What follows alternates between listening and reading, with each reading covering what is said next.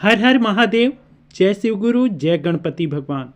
हम रघुराज सभे के गोस्वामी शिव चर्चा कथा के माध्यम से एगो बहुत ही सुंदर कथा और भक्तिपूर्ण कथा लेके आयल बनी।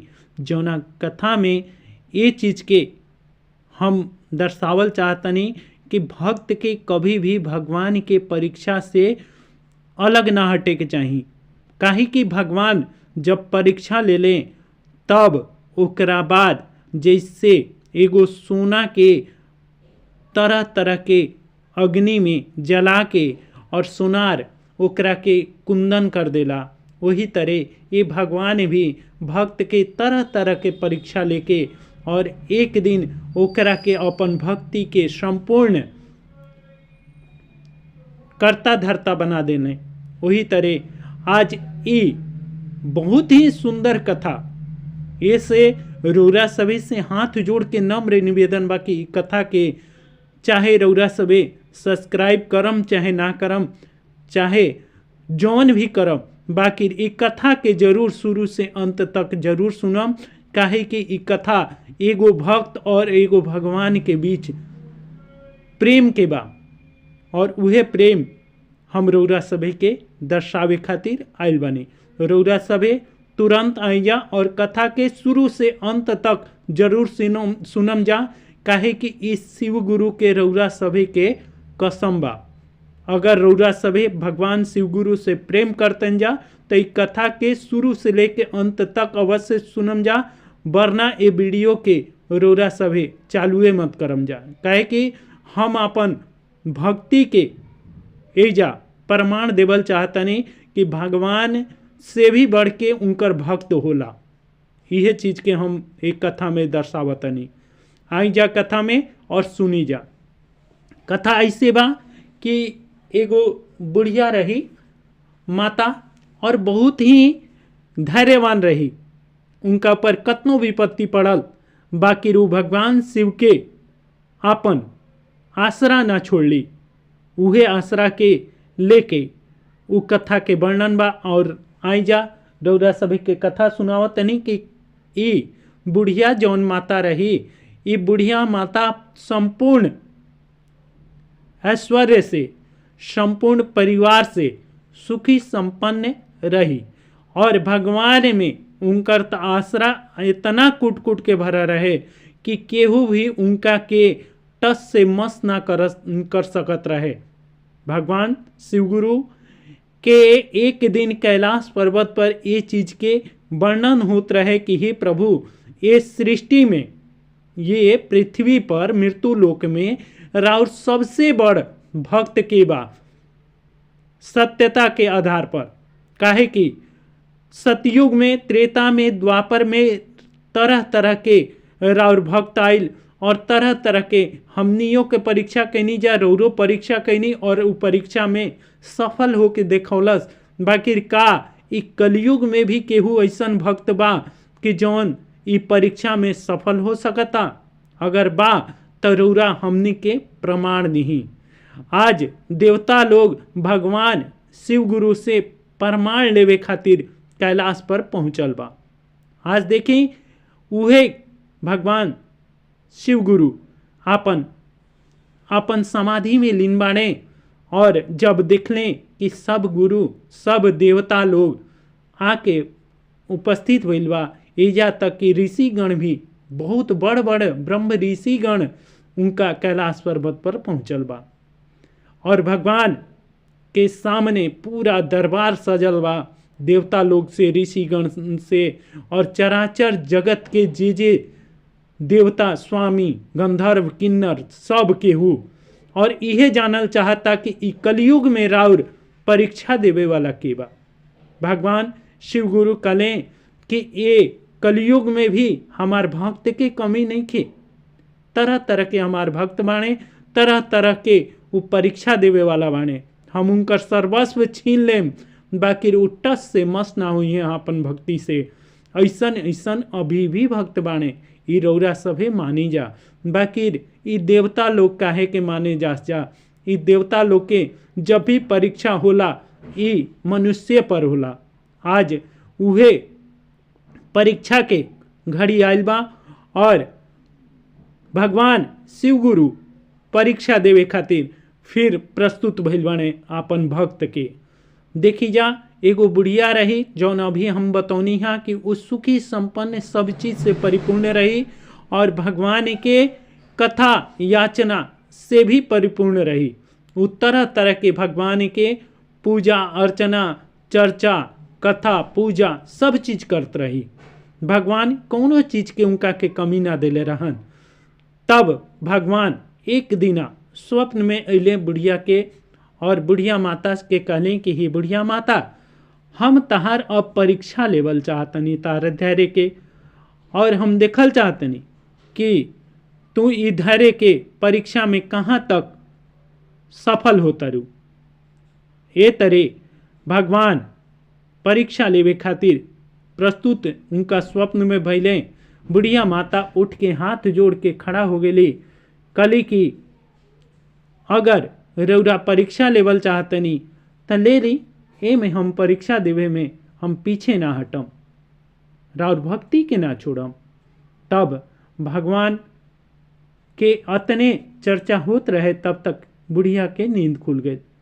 भगवान के आगे हाथ जोड़ के कलश की हे प्रभु, एक कलयुग में हम ये मिलनी हा रौरा के परीक्षा करे खातिर, फिर भी रौरा आपन परीक्षा ले ली।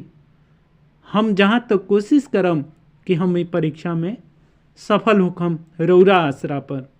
और ए तरह बुढ़िया कह के हाथ जोड़ के सुबह सुबह भगवान से दया मांग के और अपन कार्यक्रम में लाग गई। अभी उपल के दूसरा दिन बीता रहे जवन उस स्वप्न में भगवान के साक्षात कैले रहे वो बुढ़िया। तब अभी अभी पुलिस ओकरा घरे आ गई। पुलिस आके और ओकरा बेटा के हथकड़ी लगावे लगल।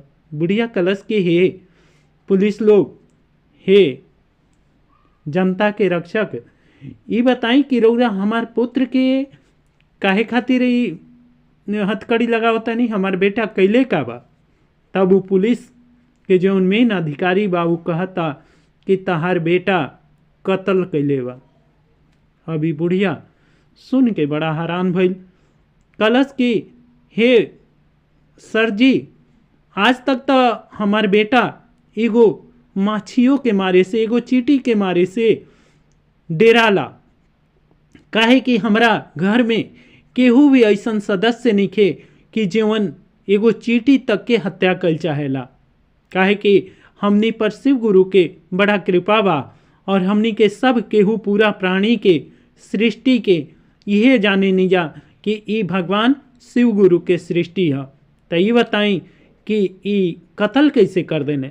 कहतने वो अधिकारी कि हम कुछ नहीं की जानत माता, रौरा आके कोर्ट में फरियाले जौन भी होखी ई, और हमनी के धा के राउर लइका के ले जातन जा। और उजा ले जब वो ले के लइका के चल गए सा, जब वो ले के चल गए सा तो उनकर पतोहा उनका के बहुत ही धिरकारे लगली। कली कि हे माता, तू तो कहत रहू कि हम शिव गुरु के परीक्षा, शिव गुरु के हम तरह तरह के दान देतनी, हमरा लोक लइका सुखी संपन्न रही, और ये सुखी संपन्न होखला के कौन हमनी के परीक्षा देवे के पड़ता कि आज हमारे पति क्यों तरह से भी वो माने दोषी नहीं खन और पुलिस उनका के धके ले गई। ये बतावा हे माता कि हमनी के ई कौन परीक्षा होता। ये पर वो अपन पतो के कहली कि हे बेटी, तू कोनो बात से मत घबरा, हो सकता कि प्रभु के कोनो एमे माया होखे, हो सकता कि प्रभु हमनी के परीक्षा लेत होकस। बेटी तू कोनो बात से मत घबरा, प्रभु अगर चाहिए तो हमनी के परीक्षा में जरूर सफल होखम जा। ये तरीका के बुढ़िया और सीधे ओजा पुलिस कोतवाली में पहुंच गई और कोतवाली से सीधे कचहरी पहुंच गई, जहां वो बेटा के आज सुनवाई रहे केस के सुनवाई खातिर जब ओजा पहुंचली तब ओजा कहाँ देखा तरी कि जौन जज के कुर्सी बा ओजा स्वयं भगवान शिव गुरु बैठल बने और मंद मंद मुस्कान बा प्रभु के। और वो देख के बड़ा आश्चर्य में पड़ गई। बुढ़िया हंसे लगली, अपन मुस्कान से उहो हंसे लगली कि बाहरे प्रभु अपन लीला एजो ना छोड़नी।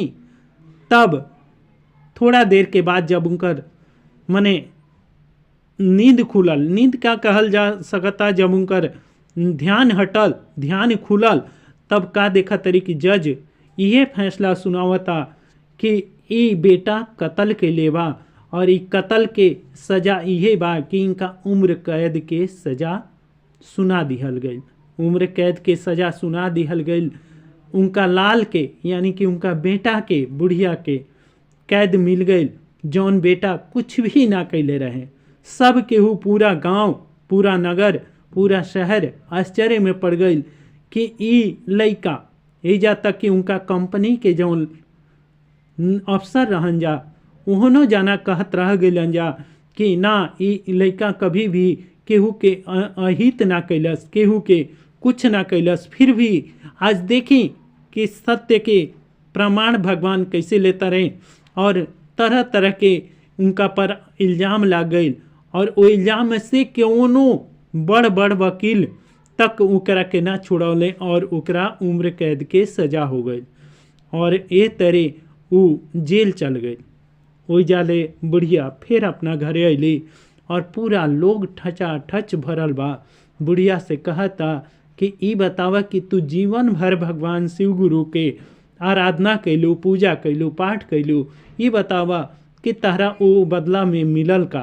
तब वो बुढ़िया कलश की मिलल का है ना, भगवान शिव गुरु जरूर हमार परीक्षा लेता ने, रौरा सभे घबराई जमत। हमार बेटा जब कोनो ऐसन कांड नहीं कैले, अगर हमार बेटा दोषी हुई तो ओकरा सजा मिली, नहीं तो ये दोष से छोड़ावे वाला उहे हमार शिव गुरु बाणे, उहे हमार शिव गुरु ये दोष से ओकरा के उबरही लिही। इजाले फिर मोड़ लेते रहे भगवान, फिर ओकर एगो और परीक्षा लेवे खातिर। देखी कि दूसरा दिना, तीसरा दिना, 1 महीना बीतल। 1 महीना के बाद फिर देखी कि फिर भगवान ओकरा दरवाजा पर एगो आदमी के भेष में आवत रहे। वो चिल्लाता होता, हे माता जी, हे माता जी, जल्दी से केवाड़ी खोली, जल्दी से दरवाज़ा खोली। जब उनकर पतोहा दरवाज़ा खोलली तब का देखा तरी एगो आदमी पसीने पसीने भइल बा, हाँफता।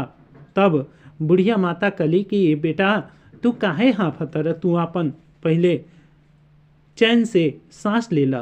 तब वो बुढ़िया कलश, वो आदमी कलश कि हे माता, हम चैन से सांस बात में लें, रौरा चली, पहले जल्दी से जल्दी उस सड़क पर चली। कहले कि का हो गई सड़क पर? तब सड़क पर चली, राउर पति के एक्सीडेंट हो गई, राउर पति धाराशाही बाणे, उनका के अभी अभी हम हॉस्पिटल पहुंचा के आवतनी। लिही यही जाले प्रभु दूसरा परीक्षा में उनका के ले गए। तब बुढ़िया और उनकर पतोहा और उनकर दूसर का बेटा और पोता सब ओइजा पहुँचलन जा। ओइजा का नाम है हॉस्पिटल में। जब हॉस्पिटल में पहुँचलन जा तब वो बेचारू उनकर पति देव देखा तरी कि उनकर हाथ गोड़ सब टूट गेल बा, पलस्तरा लागल बा। रोआ तरे, कहा तरे कि हे भाग्यवान, तार शिव गुरु कैसन कैसन परीक्षा ले ले हो, शिव गुरु यही तरह परीक्षा ले लें। तब वो कहली कि हे पतिदेव, रौरा घबराई मत, अभी वो बेचारी ये चीज़ के सांत्वना अपना पति के देते बाड़ी। तब तक डॉक्टर साहब आके कहले कि ऐसन बा कि माता जी, हम रौरा के एगो और दुख भरी समाचार रौरा के सुनावल चाहतनी। तो वो कहली कि उहो सुना दी। तब वो का सुनावत रहे कि राउर पति जौन बाणे वो अब चल फिर ना सके, इनका लकवा मार देले बा। अभी बात के सुनली तब कहली कि ओह, कहली कि कौनो बात ना, प्रभु के इहो कौनो लीला होखी, कह के वो ओइजा देखी। ओइजा शिव गुरु परीक्षा के तरह लेता रहे। फिर वो का देखा तरी कि डॉक्टर जौन खड़ा बा वो स्वयं भगवान शिव खड़ा बाणे और जो नर्स खड़ा बिया वो स्वयं माता पार्वती खड़ा बड़ी। वो चीज के देख के बड़ा ही एथी हो गए शिव गुरु के इच्छा जान के, और वो ओइजा ले फिर अपना घरे आ गई और नित्य प्रति वो हॉस्पिटल जाए लगली, अपन पति के सेवा करे लगली और शिव गुरु के वो में धन्यवाद कैली कि हे प्रभु रौरा इहो परीक्षा ले लेनी, चली बढ़िया बा, रौरा कोनो तरह के जौन जौन परीक्षा लेवे के बाद ले सकतनी। आगे देखें कि शिव गुरु कैसन कैसन और धैर्य के परीक्षा लेवे वाला बाणे। संसार में जे केहू उनकर परीक्षा के पास कर जाला तब जाके जीवन के असली पड़ाव पर आवेला। देखें समय ऐसा आइल कि एक दिन जौन बुढ़िया सर्वस्व लक्ष्मी से संपन्न रही, वो उनका घरे आज देखें कि आज बहुत बड़ डकैती हो गई और चोर ट्रक लगा के दरवाजा पर और उनकर सब सामान तक ढोले गए। सा बस मात्र रह का गई तक खाए पिए के जौन सामान रह गए उहे उनका घर में बाँच गई। सब जतना गहना गुड़िया और रुपया पैसा रहे सब धन ले गए सब चोर चोरा के। तब उनकर पतोहा औरी ज़्यादा भड़क गई, कले कि हे माता रौरा जीवन भर भगवान शिव गुरु के आराधना कैनी, पूजा कैनी, पाठ कैनी और ओकरा बदला में हमनी के ये सब काम मिलता। इतना जल्दी जल्दी हमनी पर इतना विपत्ति के ढेर पर ढेर पड़ल जाता और रौरा अपना शिव गुरु से कुछ नहीं की कहत। काली बुढ़िया कि हे बेटी तू घबरा मत, प्रभु हमनी के तरह तरह के परीक्षा लेता ने, ये परीक्षा में हमनी के जल्दी से अपन धैर्य के नहीं छोड़े के, हमनी के प्रभु के नाम लेवे के बाद, प्रभु के चर्चा करे के बाद शिव गुरु अपने आप सब चीज के अपहरण कर दी हैं। जैसे वो दुख देले वैसे ही वो उलट के हमनी के सुख भी दी हैं। और उनकर पतोहा रोए लगली, उनकर बेटा रोए लगले, उनकर एजा तक कि उनकर पोता भी रोए लगले। समय बहुत ही विपरीत चलता, हमनी के समय के आगे केहू के बस ना चले। काहे कि जब एगो हमारा अभी गीत एगो याद आवता, गीत ऐसे बा कि जब भगवान ही हमनी के नाव के डूबो देश, तब जब अभी लिखता कि मझधार में नैया डूबे तो माझी पार लगाए, जो माझी ही नाव डुबोए उसे कौन बचाए।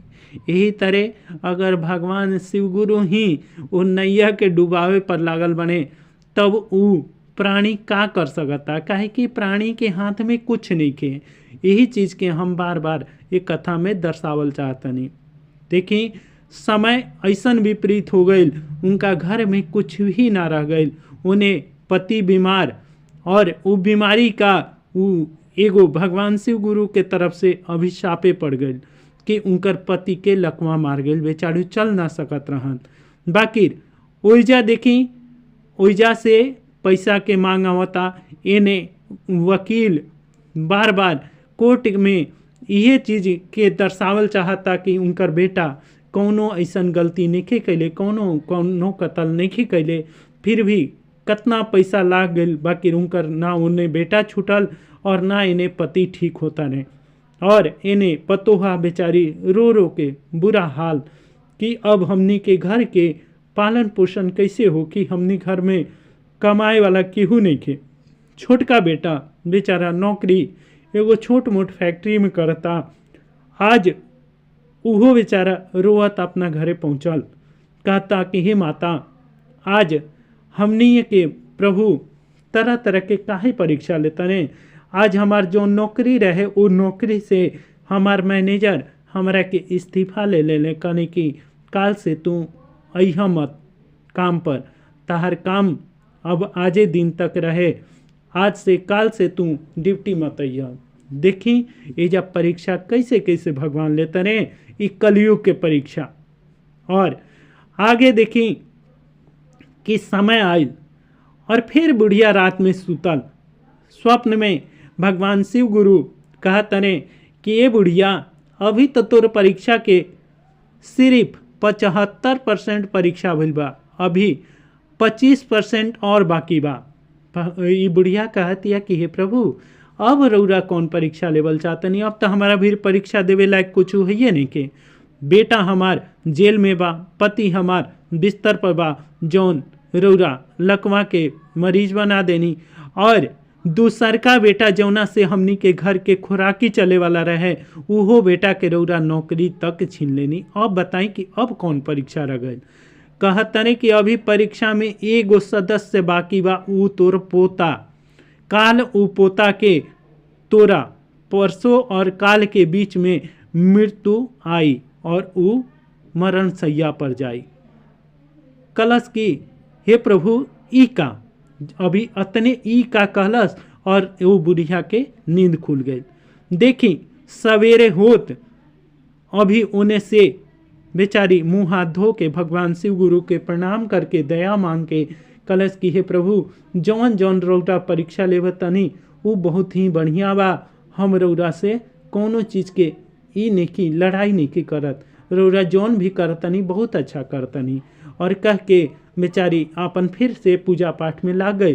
तब तक उन्हें से ओकर पतुहा दौड़ता वतरी कि हे माता जी, चली चली बबुआ के बहुत तेज बुखार हो गई बा और हमनी घर में कुछ पैसा नहीं खे कि जौना के चलते बबुआ के इलाज करावल जाओ। फिर भी बुढ़िया के कान में एगो बाली रहे सोना के, उ कलश की हे पतोहा, एक बाली लेला और जाके सोनार के घरे ओकरा के बेचावा, और बेच के जौन भी पैसा मिली वो पैसा से बबुआ के इलाज करावा। हमार पोता के कुछ होखे के ना चाही। जब बेटा और पतोहा दोनों जाने जाके ओकरा के सोनार लगे रख के गिरवी और आगे ले जा, और मिलल का तो 2-3 हज़ार रुपया, तो वो जाले सीधे डॉक्टर लगे ले गेली जा। पोता के उठा के ले गेली जा। वो चेकअप कैलस, कलस की ऐसा कोनो डरे के बात नहीं के, सिर्फ बुखार बा, बुखार के चलते इनकर शरीर तपता। बाकी देखिए एजा शिव गुरु के कृपा। फिर वो पोता के दवाई देलस, दवाई कलस की अभी तुरंत आधा घंटा 2 घंटा के बाद ही बुखार उतर जाए। बाकी वो बुखार इतना ज़्यादा हावी होखल जाता। ओकरा बाद वो डॉक्टर कलस की ये पोता के ये लड़का के एजा हॉस्पिटल में भर्ती करा दी जा, काहे कि एकर बुखार उतरत नहीं खे। हम एकरा के पानी नहीं चढ़ाई, ग्लूकोज चढ़ी तब जाके हो सकता कि ठीक हो जाए। ग्लूकोज चढ़ता, सब चीज़ मशीन लगल बा, सब टेस्ट लिख दिलस और सब टेस्ट नॉर्मल बा। बाकी उ पोता ठीक होके पर नहीं खे आवत। करत करावत जब 24 घंटा 26 घंटा 30 घंटा बीतल, तब उ जौन डॉक्टर रहे कहता कि हे माता और हे बेटी, अब ये लड़का के हम ना बचा सकतनी, काहे कि हमरा कुछ पते नहीं लागत कि एकरा कौन बीमारी धैले बा। एजा तक कि उ बड़का से बड़का डॉक्टर के भी, अपना जिला स्तर के डॉक्टर के भी उ डॉक्टर बुला लेलस और दिखा लेलस। सब केहू ओकर बोर्ड बैठ गई ओकरा बीमारी खातिर। बाकी फिर भी कोनो इलाज ना भइल और करत करावत उ पोता स्वर्ग सिधार गई। देखी बुढ़िया अब ओइजा सीधे एक बात कहतिया कि हे शिव गुरु, अगर रउरा मारा ही के रहे त रउरा ई बखेड़ा काहे के कहनी। तब सब केहू कहे लागल कि माता बुझाता कि पगला गई बड़ी, काहे कि पोता के मरण सुन के पगला गई बड़ी। तब वो कहते रही हम पगलाइल नहीं की, हमार शिव गुरु हमार परीक्षा ले ले हैं और जितना भी घटना घटल है हमारा संगे, ये सब हमारा के 1 दिन पहले 2 दिन पहले स्वयं शिव गुरु आके हमरा के बतौले हैं और अभी भी मरले हैं शिव गुरु और नाम लागल है हमार भक्ति के नाम लागल है। सबके ये कहता कि बुढ़िया के भक्ति के कारण एक तरह तरह के दुख होता। बाकी हमुओ कहतनी आज हम कहतनी कि मरले शिव गुरु नाम लागल हमार, मरले शिव गुरु नाम लागल हमार। ई तरह तरह के जाप जब करे लागल तब शिव गुरु के ऐसन परीक्षा के देख के सब देवता लोग फिर से भगवान शिव गुरु के कैलाश पर पहुँचलन जा, कहलन जा कि हे प्रभु अब ई परीक्षा बंद करी, काहे कि ई परीक्षा से हमनी के दिल दहल गई और वो बुढ़िया अभी भी रौरा से कुछ ना मंगलस। ई ना मंगलस कि हमार पोता ठीक हो जाओ, ई ना मंगलस कि हमार बेटा जेल से छूट जाओ, ई ना मंगलस कि हमार दूसर का बेटा के हमार नौकरी लाग जाओ। बाकिर वो परीक्षा देले जाती है। अब एकरा से ज़्यादा परीक्षा हमनी के ना चाही। राउर ई बुढ़िया सबसे बड़ इस संसार के भक्तिन बिया। तब शिव गुरु कहा तने काहे तुहन जना अतने पर अधीर हो गया जा, अतने परीक्षा देवे के रहे, अतने पर तुहन जना के पता लाग गया कि परीक्षा पूर्ण हो गई। तब कहली कि ना, अब हमनी के कोनो परीक्षा नहीं ले चाहत। और सब देवता हाथ जोड़ के खड़ा हो गए, कहले कि चली जल्दी से जल्दी ओकर जितना भी सब चीज़ ले ले बानी वो सब वापस करी। और सब देवता गण सहित बुढ़िया के सामने शिव गुरु और माता पार्वती, गणपति भगवान, स्वामी कार्तिकेय जी सब के हुआ के खड़ा हो गए।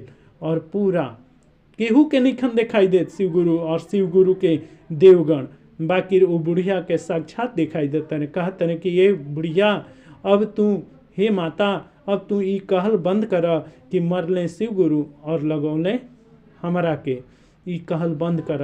अब हम ताहर परीक्षा ले लेनी और अतने में तू सबसे सफल हमारे भक्तिन हो। एक कलयुग के, कलयुग में ताहरा से बढ़ के कहू भक्त नहीं खे। और अभी भी तू हमरा से एक बात भी ना कहलू कि हमार शिव गुरु हमार परीक्षा ले लें, केहू से बात के भी ना खुल्लू और तू परीक्षा पर परीक्षा दे लो। ये चलते हम तारा से प्रसन्न होके ताहर सब चीज़ वापस करतनी। अभी ई कह के भगवान अंतर्ध्यान में लें ताकि उन्हें से पुलिस और संगे वो वकील आके और अपन उनकर बड़ लड़का के लेके उनका भी प्रस्तुत हो गए वही हॉस्पिटल में जहाँ उनकर पोता मरल पड़ा रहे। कहते रहे माता राउर बेटा सचमुच क्यों कत्ल नहीं कैले, ई कत्ल केहू औरी कैले रहे। रात में इनका के जौन चश्मदीद गवाह रहे वो केहू औरी के देखले रहे और सिर्फ कमीज के चलते ई आज इनका के नाम लगोले रहे। ये चलते इनका के जज बाइज्जत बरी कर देने। ई लिही अपन बेटा के ओइजा, फिर ओइजा पोता के भगवान शिव गुरु ओइजा ले उनका के आशीर्वाद दिले और उनकर पोता धीरे धीरे उन्हें पल्स देखल गई। जब फिर से नब्ज देखे के कोशिश कैलस उनका के मृत्यु घोषित करे खातिर डॉक्टर, तक का कहता कि अरे माता ये तो चमत्कार हो गई। जौन बेटा जौन राउर पोता मर रहे वो पोता के नब्ज चले लागल और पूरा इनकर पल्स बराबर चले लागल, दिल के धड़कन भी पूरा सांस लेता और ई पोता राउर मरल नहीं के बिल्कुल जीवित बा और एकरा कोनो बीमारी नहीं के। देखी कि एकर शरीर भी बिल्कुल नॉर्मल टेम्परेचर पर बा, 99 डिग्री पर, और एकरा कोनो बुखार नहीं के, एकरा कुछ नहीं के भइल। रौरा एकरा के घरे ले जाई। ओइजा ले पोता उठ के आयल और ओइजा ले अपन छोटका बेटा और बड़का बेटा के संगे पोता के लेके हॉस्पिटल पहुँचली अपना पति के दवा दारू खातिर। जब ओइजा दवा दारू खातिर पहुँचली तो ओइजा डॉक्टर उनकर जितना भी मशीन रहे सब चीज़ हटा दिलस। कहलस कि हे माता अब राउर पति के इलाज एजे ख़त्म हो गई, काहे कि राउर पति ठीक हो गए ने, राउर पति अब उठ के बैठ सकत हैं, इनका लकवा के जौन शिकायत रहे सब चीज़ खत्म हो गई। जब ई बात के उनकर बुढ़िया मने सुनली तो उनकर पूरा गांव के देखे खातिर वो ओइजा पहुँच गई कि जौन आदमी के लकवा मरले रहे मात्र 4 दिन के अंदर अंदर उनकर लकवा ठीक हो गई। तब सब केहू ओइजा ले पूरा परिवार सहित और पहुँच गई ये बुढ़िया के घरे। जब बुढ़िया के घरे पहुँचलस तब थोड़ा देर बाद फिर पुलिस वो चोर के भी पकड़ के ले आयल, जौन चोर सब उनकर धन लेके गई रहन जा। और लेके जब वो पहुँचलन जा तब कलन जाकि हे माता इहे चोरवा रहा सा कि जौन राउर सर्वस्व धन के हरण करके ले गए रहा सा और मारत बेचारा के ले ले सा। बुढ़िया माता कली कि नत मारा जा, इहो एकर कौनो दोष ना रहे और वो कनी के छोड़ा देले और सब धन फिर बुढ़िया के वापस आ गई। और ए तरह सब केहू कलश कि हे बुढ़िया माता ऐसन का कारण रहे कि तू आतना बड़ रहस्य के छुपावत रहू, अभी अभी सब तारा विपरीत चलत रहा, अभी अभी ताहार सब तारा अनुकूल कैसे हो गए। तब वो बुढ़िया कलश कि ये में हमार सब शिव गुरु के कृपा बा, हमार शिव गुरु तरह तरह के परीक्षा ले लें। ये चलते हम रौरा सभे से नम्र निवेदन करतनी कि प्रभु शिव गुरु अगर रौरा सभे पर कोनो विपत्ति आवे तो उनका आगे हाथ जोड़ के दया मांगी जा कि हे प्रभु हमनी के परीक्षा लायक नहीं की जा, रौरा ये परीक्षा के हरण करी और ये तरह राउर विपत्ति के हरण हो जाए और राउर सब संकट अपने आप कट जाए। ये चलते रौरा सभे के यह हम कहानी बतावत रहें। और जय शिव गुरु, जय गणपति भगवान। अगर रौरा सभे ये कहानी अच्छा लागल तो रौरा चैनल के सब्सक्राइब करम जा और कमेंट में जरूर एक बार ओम नमः शिवाय जरूर लिखम जा। हर हर महादेव। जय श्री गुरु, जय गणपति भगवान।